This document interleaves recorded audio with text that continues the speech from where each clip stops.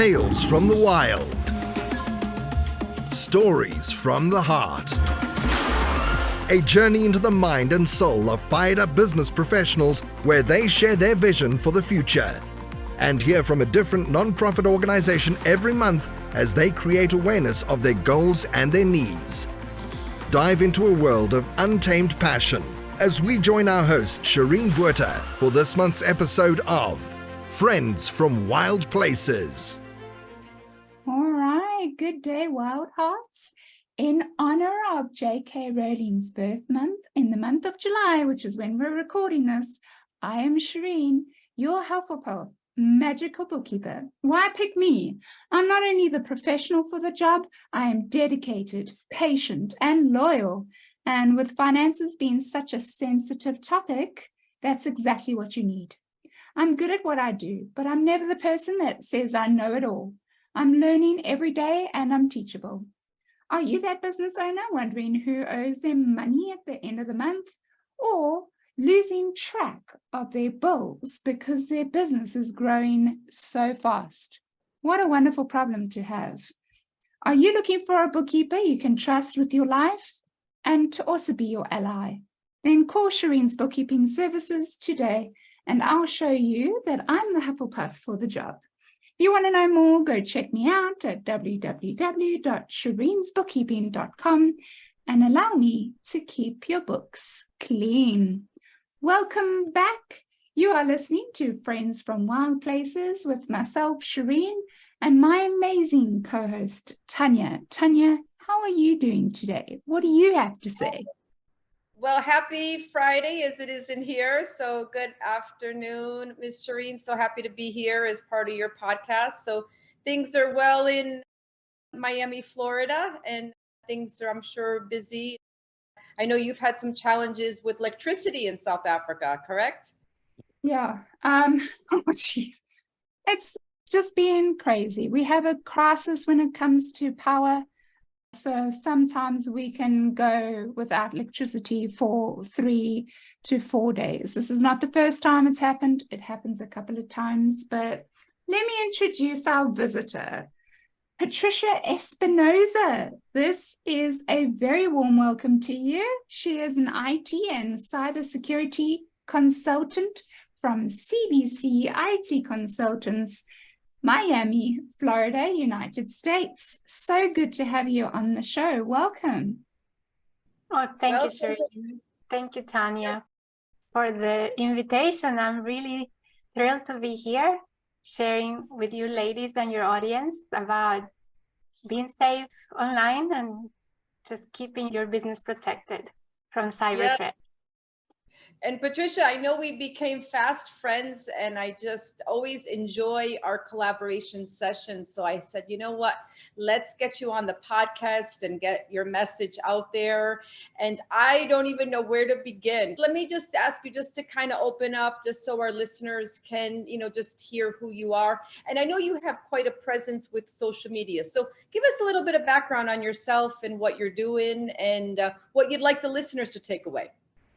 Okay, well, my name is Patricia Espinosa, as you had said, and I live in Miami, Florida. I have a business, a company, along with my partner and husband, Roberto Espinosa, doing IT consulting and servicing small businesses around Miami and Florida with professional, trustworthy IT, and we secure it with sound cybersecurity measures that are so important nowadays. So that's what we've been doing. Roberto has been doing IT for more than 37 years. I have been doing IT for more than 22 years. So it's been a while. And that's my background. Actually started in business. That's where I got my degree in Ecuador, where I'm originally from. And I actually did a master's in business. And later I switched gears and I started computer science and mathematical science. So that's my background. Right now, I'm actually enrolled in the MIT online program for cybersecurity. So I'm really excited about empowering the community to get protected and really just be safe online and instead of being fearful, for all of us to just be empowered and not become the victims of cyber attacks. Right. So that's pretty much it, my background. Absolutely. Yes. That's awesome. Yeah, I mean, that's amazing. And Patricia, you had a quote for us today, and let me just put it out for the listeners so they can hear it.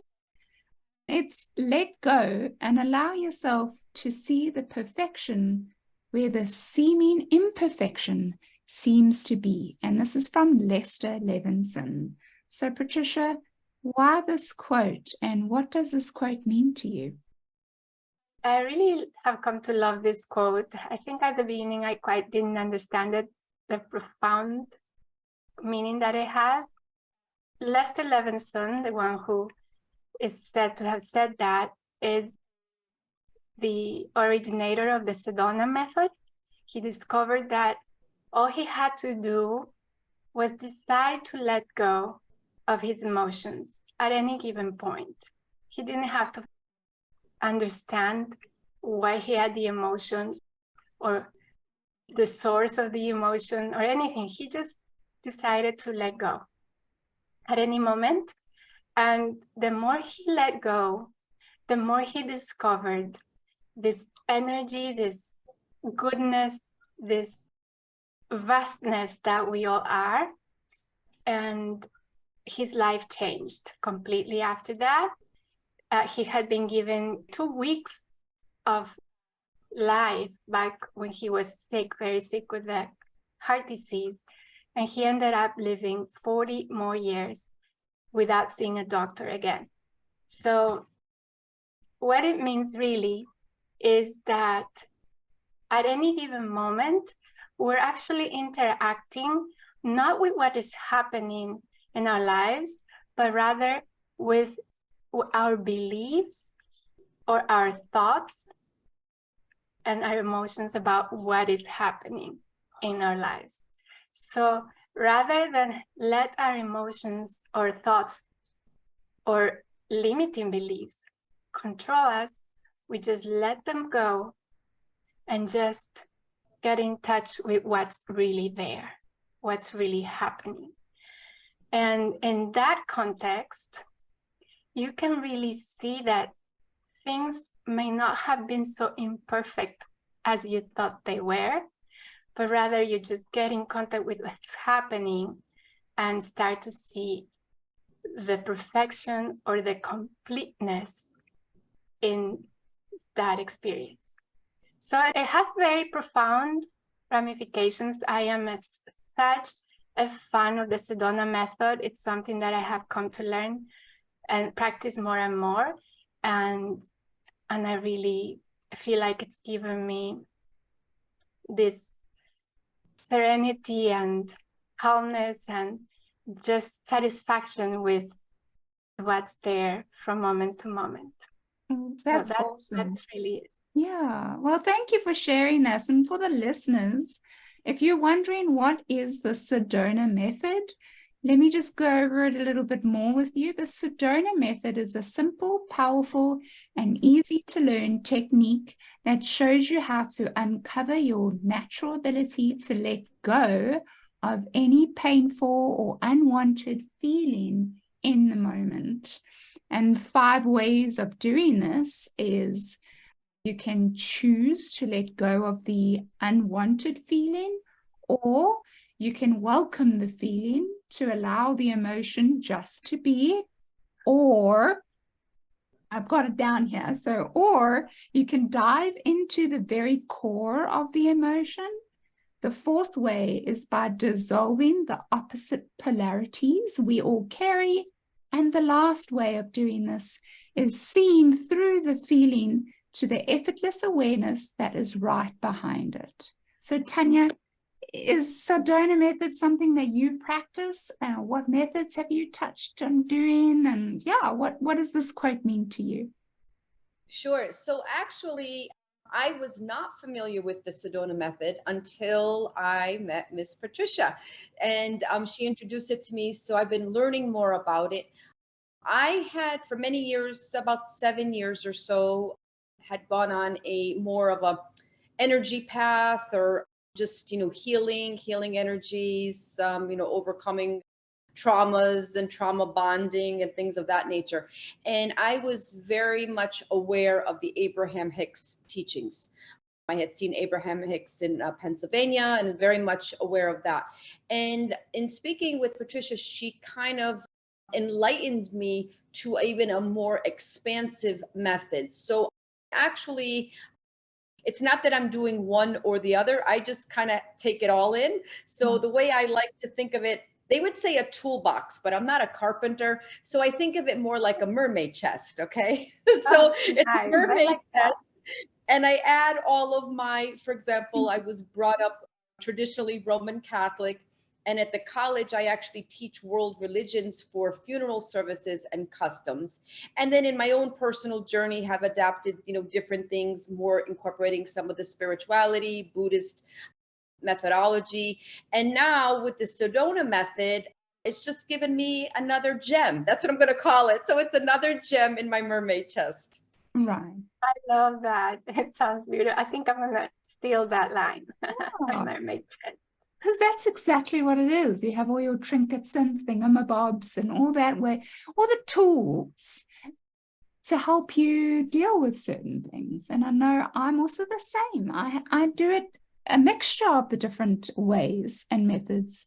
It depends on how deep that emotion that I'm feeling and where that emotion's coming from. And so, and how traumatic it was.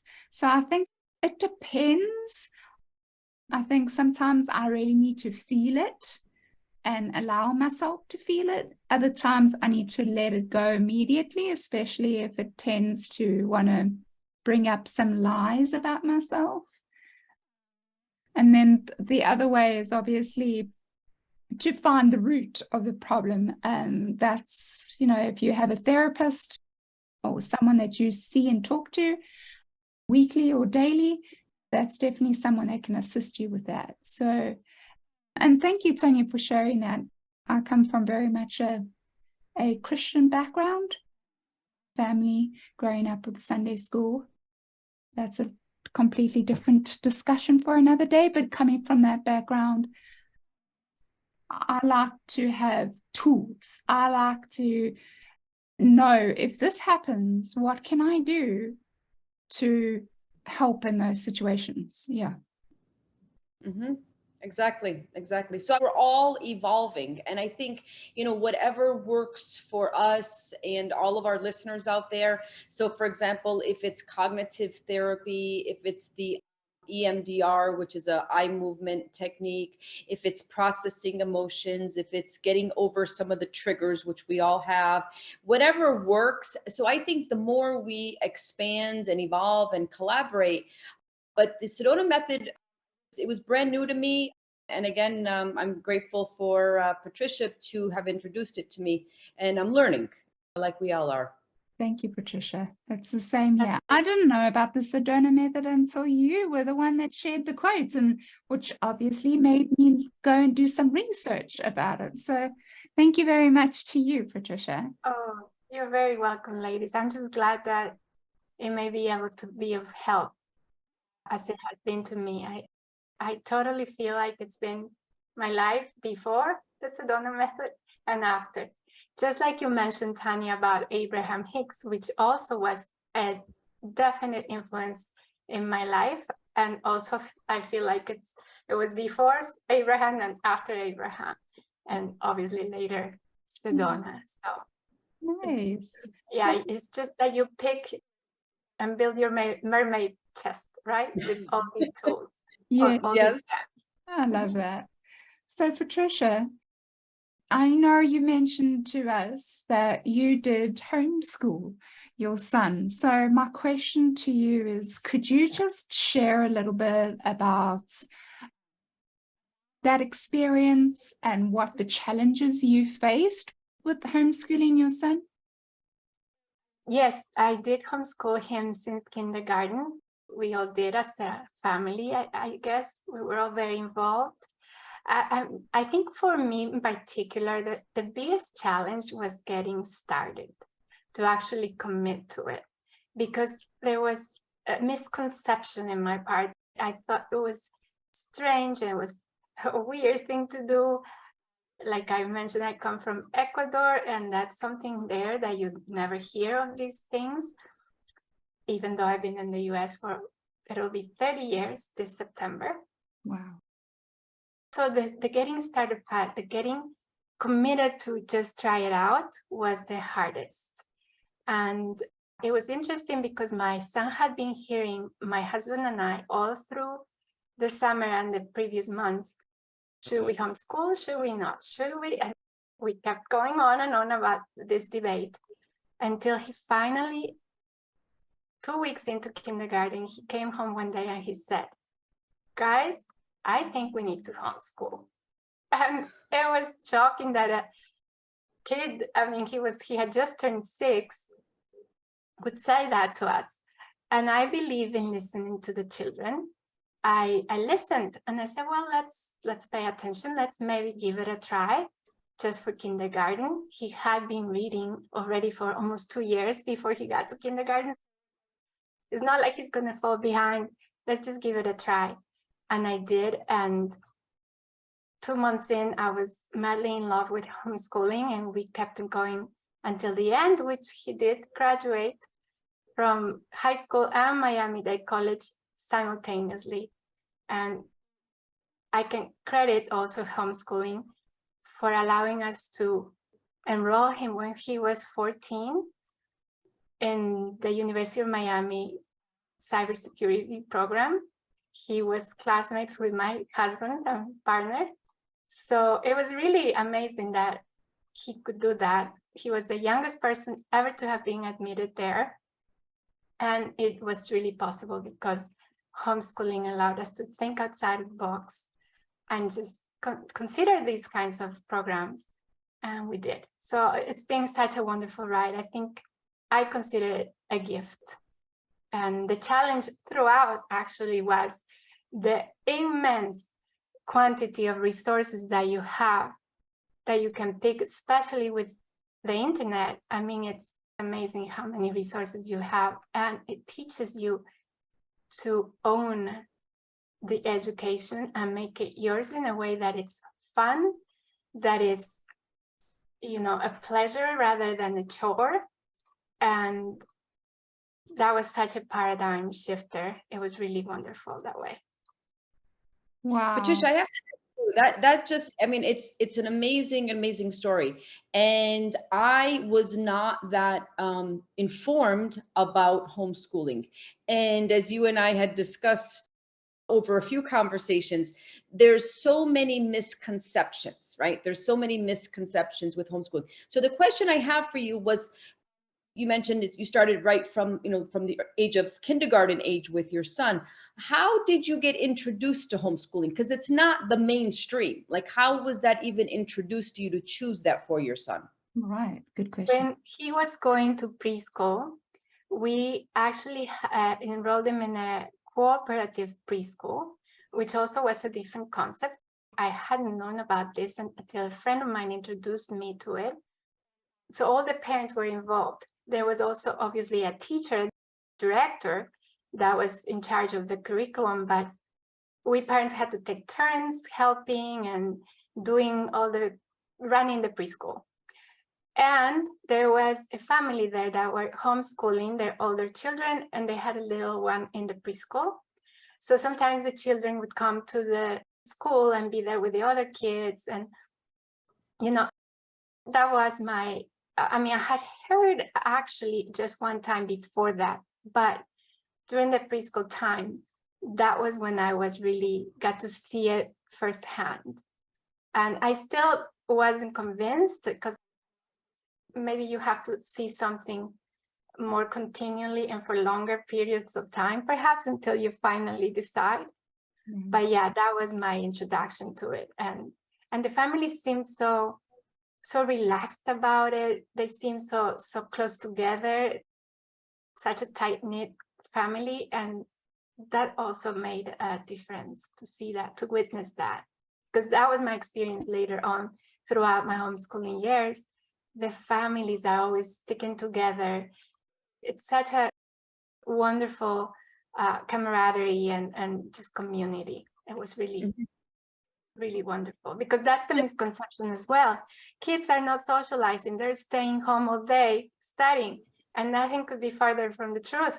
We actually take advantage of the community. So you go out and to the museums and take classes there, to the botanical gardens and take classes there. You know, you go everywhere that you can. There are services for homeschoolers, and you just have this wonderful canvas of resources for you to go into the world and learn with the child or as a family or in any way that you want. It's beautiful. I mean, it's such a beautiful, beautiful journey that, you know, you shared with us. So when you mentioned that you are originally from Ecuador, right? And congratulations on being 30 years in the United States. Is that what I heard correctly? That's amazing. Yes, 30 years. That's amazing. We're trying to get Shireen here. That's my next mission. I'm trying to get Shireen here from South Africa. So hopefully we can accomplish that.